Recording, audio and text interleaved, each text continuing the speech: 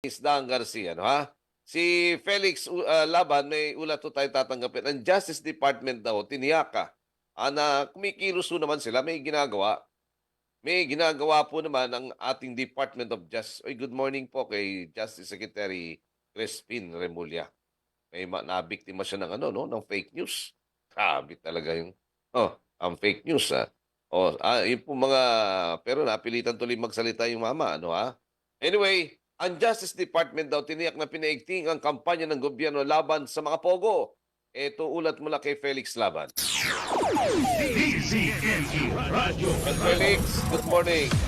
Kinupirma ng Department of Justice na pinaigting o pinapagding pa nila ngayon ang investigasyon sa mga kumpanya ng POGO o Philippine Offshore Gaming Operation.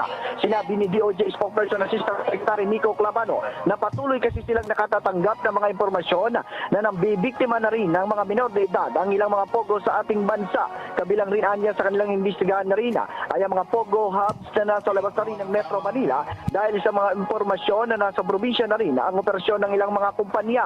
Magugulitan nito lamang nakaraang linggo ay na-deport na ang pabalik sa China ang first batch ng 180 na mga Chinese national na naaresto ng mga kamakailan sa POGO hubs sa Pasay City. Mula sa Maynila, para sa impilang Maynindian, ako si Felix Laban, nag-ulat sa DCMQ sa 30, ang Radyo. DCMQ Radio.